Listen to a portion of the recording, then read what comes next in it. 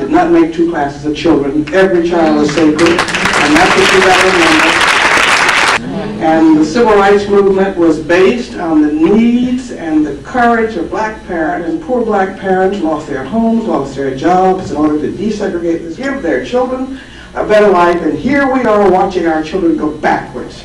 And you and I have got to pick up that responsibility, because it's not about it. I'm just obsessed with the fear of what's going to happen if we don't wake up and see the cradle-to-prison tagline. That is resegregating America. That is the new apartheid. In my bad days, I say it's the new slavery. And we've got to wake up, and the educational community has a crucial role in beginning to make sure that we create a level playing field for every child. A black boy has a 1 in 3 chance of going to prison in his lifetime. A Latino boy, a 1 in 6 chance. A black girl, a 1 in 17 chance. A white boy, 1 in 17 chance. These numbers are an unfolding national catastrophe, and they're a black and Latino community crisis. We've got to see it, we've got to stop it, we've got to make sure that they begin to come into a level playing field at birth, and to change all of the racial disparities and the poverty, the drive, this cradle to prison to death pipeline. And all of us have got to come together to do it. The prison to death pipeline is not an act of God. It's our conscious choices as a people. It's our absence of a voice for justice for all of our children. It's our continuing reliance on punishment and jailing as a first rather than last resort. And we've got to change our moral and investment compass to talk about prevention and early intervention and giving children the tools they need to make it to adulthood. And end these racial disparities. That's going to take all of us, because, you know, I mean, states on average, all of our states are spending on average 3 times more per prisoner than for public school pupils. Because we think of a dumber investment policy than that, and yet we're tolerating it. And we just need to remember Frederick Douglass's warnings that it's much easier to build a strong child than to repair a broken man. And we are here with thousands and millions of broken men and broken families. And though we get such fierce competition today, I believe very strongly, as the great German Protestant theologian Dietrich Bonhoeffer did, that the test of the morality of a society is how it treats its children. A child drops out of school every 10 seconds. What is a child going to do without a high school education? You know, you stay in school, but we need to make school a place they want to stay in. And so we really, a child is born into poverty every 33 seconds. We are 3 times richer than we were in 1968. We don't have a money problem. They could find $700 billion and we could spend billions every week for these wars in Iraq. We have a values and a priorities problem. We have the equivalent of Virginia Tech's massacre every 4 days. It's just quiet, it's chronic. And what in the world does it say about us as a country and as adults that we will let children be killed by guns relentlessly? We lose more black children every year than we lost in all the lynchings in American history. Where is our voice? What's happened to us? In school in many neighborhoods. These are education issues. Where are we? So our children are walking in these neighborhoods where they're scared to go to school, they're scared about being in, and how are you going to focus if you're being neglected and abused and you have gunfire in your lives? So, but teaching has to be more than a job. And to quote Miss Mistral again, that a love for children opens up more paths for teachers than pedagogic theory does. You can have the best equipped school. You can have the smallest class size. You can have the greatest curriculum. But if teachers and principals and administrators don't love children and respect all children, it's not work. It's because children just need people who are going to not let them fail. A time ago, the children very seldom do what we tell them to do, but almost always do what we do. Teachers also have to reflect a sense of justice.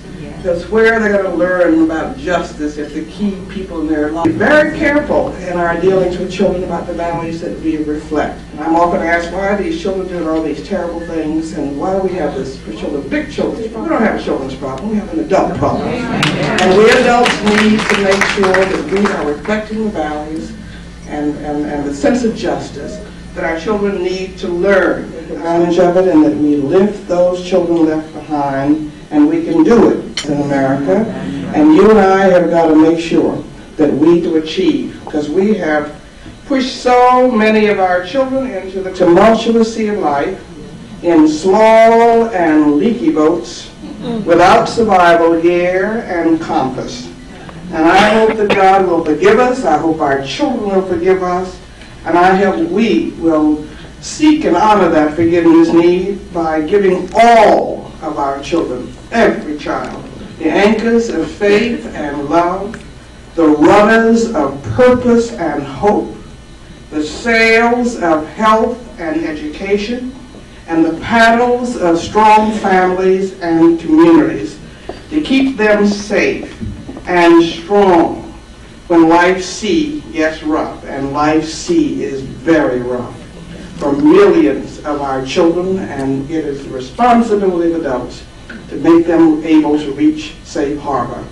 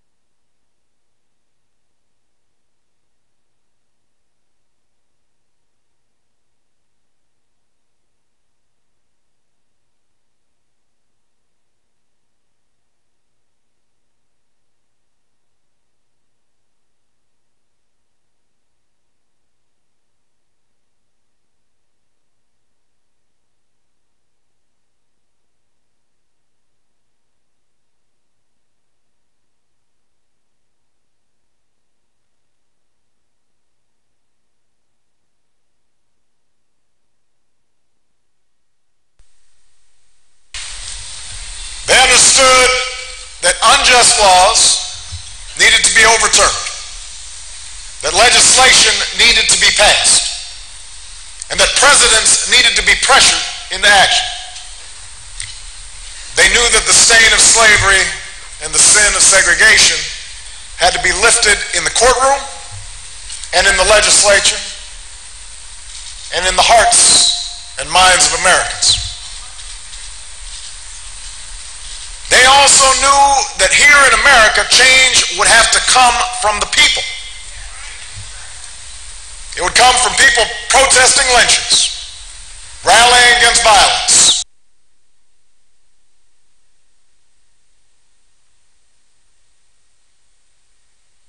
An African-American child is roughly 5 times as likely as a white child to see the inside of a prison. Thing we need to do is to make real the words of the NAACP Charter and eradicate prejudice, bigotry, and discrimination among citizens of the United States.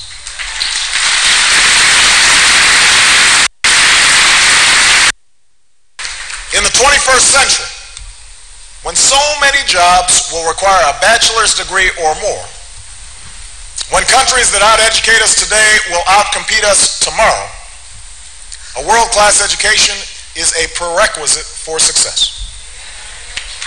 There's no two ways about it.